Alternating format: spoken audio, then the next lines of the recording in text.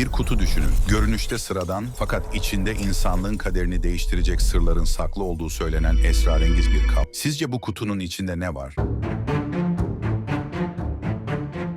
Hastalıklar, felaketler, kıtlık yoksa insanlığı ayakta tutan tek bir güç mü? Bu sorunun peşine düşerken sadece mitolojik bir öyküyü değil, aynı zamanda bu öykünün çağlar boyunca nasıl aktarıldığını, toplumların hafızasında nasıl iz bıraktığını ve modern düşüncede hangi anlamlara büründüğünü birlikte keşfedeceğiz.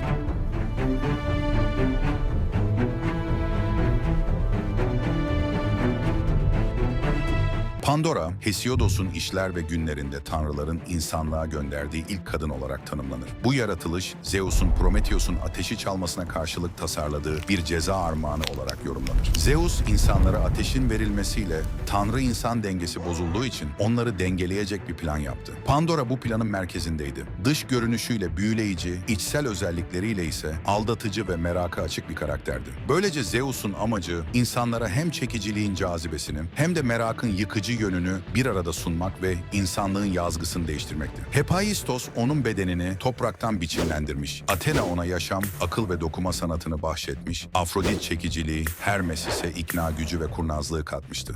Diğer tanrılar da armağanlar ekleyerek onu tüm yetilerle donatmış. Adeta insanlığın kaderini değiştirecek bir anahtar gibi tasarlanmıştı. Bu nedenle ismi Pandora, yani tüm armağanlarla donatılmıştır. Bu isim ona armağanları sunan tanrılar ve özellikle de Zeus tarafından koyulmuştur. Bununla birlikte Pandora figürü antik gelenekte tek boyutlu değildir. Attika, antik Atina ve çevresini ifade eden bölge, vazolarında ve bazı yazıtlarda Anesidora olarak da adlandırılır. Bu ad, yeryüzünden armağan getiren, yani bereketi simgeleyen yönünü yansıtır. Fakat Hesiodos'un Teogonyasında ve işler ve günlerde Epimetheus'a eş olarak gönderilen ve merakıyla kötülüklerin dünyaya yayılmasına sebep olan ölümlü bir kadın konumundadır. Apollodoros'un bibliotekasına göre ise Pandora ile Epimetheus'un kızı Pyrrha, Prometheus'un oğlu Deucalion ile birlikte tufandan sonra insan soyunun yeniden başlamasında rol oynar. Böylece Pandora yalnızca bir ceza figürü değil, aynı zamanda insan soyunun devamında dolaylı bir pay sahibi olarak da anılır. Onun hikayesi, kadın figürünün antik mitolojideki çok yönlü anlamlarını, çekicilik, sorumluluk, merak ve günaha eğilim gibi kavramları bir arada temsil eden güçlü bir sembol niteliği taşır. İşte bu noktadan sonra anlatı Pandora'ya verilen çömlek ya da kutunun gizemine, yani insanlık tarihindeki en tartışmalı detaylardan birine geçiş yapar.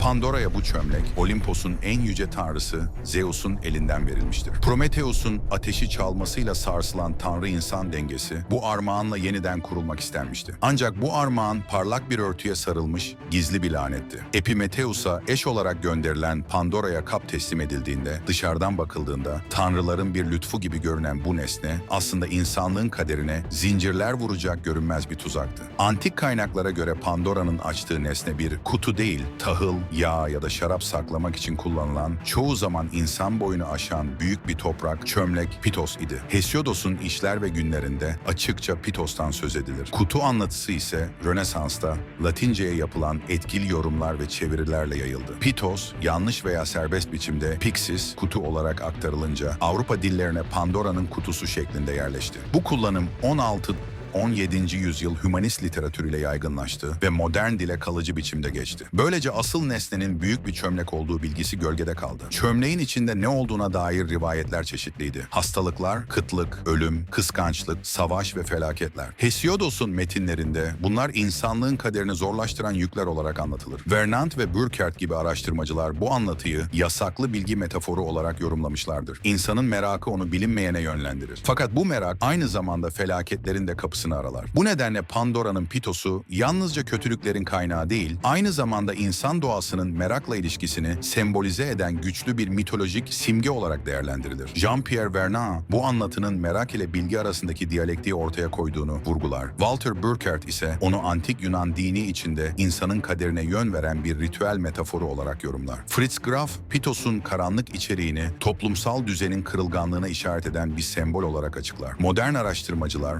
bu kapta toplanan kötülüklerin aslında insanın kendi iç dünyasından kaynaklandığını ileri sürerek farklı bakış açıları sunar. Böylece Pandora'nın çömleği hem antik metinlerde hem de çağdaş yorumlarda insan merakının ve sınırsız arayışının çift yönlü doğasını temsil eden çok katmanlı bir simgeye dönüşür.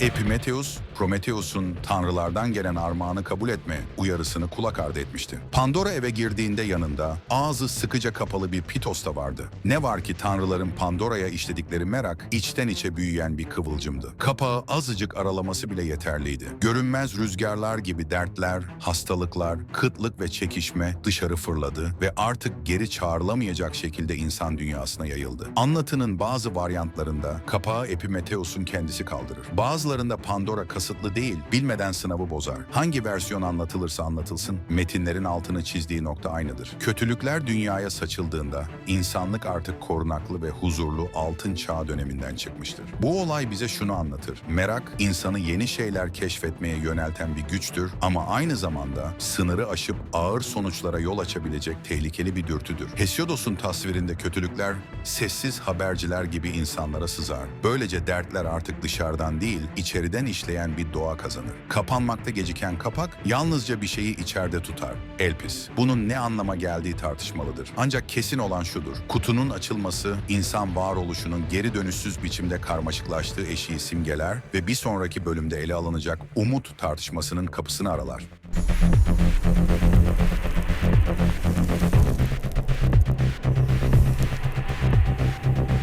Elpis yani umut, Pandora'nın Pitos'unda geriye kalan tek unsurdur. Kötülükler dünyaya saçıldığında kapak kapanırken içeride yalnızca Elpis kalmıştır. Bu durum antik çağlardan beri farklı şekillerde yorumlanır. Hesiodos'un metinlerinde Elpis'in içeride kalması, insanlığın karanlık zamanlarda bile teselli bulacağı tek armağanı elinde tutması olarak okunur. Örneğin Marcel Detienne gibi bazı modern araştırmacılar ise umudun kapalı kalmasının insanların ulaşamayacağı bir yanılsama olduğunu ileri sürer. Yani umut sürekli bekleten ama asla tam anlamıyla gerçekleşmeyen bir beklentidir. Felsefi gelenekte de Elpis tartışmalıdır. Nietzsche umudu kötülüklerin en kötüsü olarak nitelendirir. Çünkü acıyı uzatır ve insanı acıdan kurtulmak yerine onunla yaşamaya mahkum eder. Buna karşılık Ernst Bloch gibi bazı düşünürler umut olmadan insanın geleceğe yönelemeyeceğini ve daha iyi bir dünyanın tasavvurunun imkansız olacağını savunur. Hannah Arendt de insan eylemlerinin belirsizliklerini aşmada ve yeni başlangıçlara kapı aralamada umut kavramına dikkat çeker. Modern çağda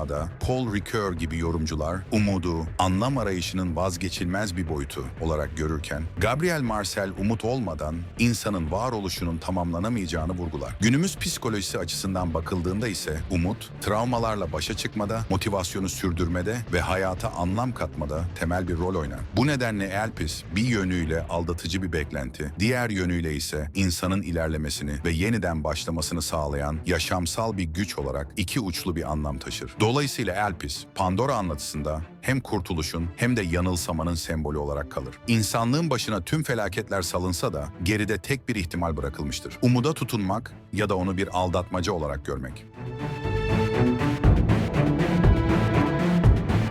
Pandora'nın kutusu ifadesi günümüzde de güçlü bir metafor olarak yaşamaya devam eder. Antik çağdaki hikayede olduğu gibi insan merakının açtığı kapılar çoğu kez geri dönüşü zor sonuçlara yol açar. Kutu açıldığında kötülüklerin yayılması insanlığın kaderinde yeni bir dönemin başlamasını simgeliyordu. Aynı şekilde bugün de bu ifade bir kararın ya da girişimin ardında beklenmedik ve zincirleme sonuçlar doğurabileceğini anlatır. Böylece Pandora anlatısı sadece geçmişe ait bir mit olmaktan çıkarak insan davranışlarını ve merak ile ihtiyat arasındaki gerilimi açıklayan evrensel bir simgeye dönüşür. Hikayenin özü bağlamından kopmadan şunu söyler: bilinmeyene yönelmek hem ilerlemenin hem de tehlikenin kaynağıdır. Ancak kutuda kalan Elpis bize hatırlatır ki her felaketin ardında yine de umuda tutunma ihtimali vardır. Pandora'nın kutusu anlatısı yalnızca antik bir masal değil, insanın varoluşuna dair en eski soruları işaret eden bir aynadır. Merak, insanın ilerlemesini sağlayan güç olduğu kadar sorumluluk bilinci olmadan yöneldiğinde yıkıma da sebep olabilir. Sorumluluk ile merak arasındaki bu gerilim,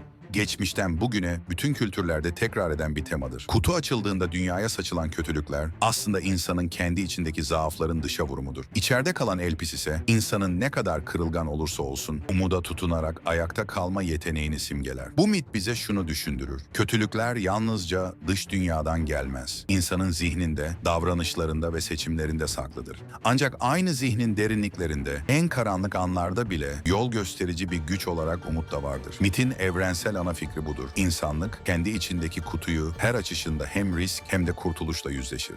Peki sizce Pandora'nın kutusu nerede? Ya da asıl kutu Her birimizin kalbinde ve zihninde taşıdığı görünmez bir kutu mu?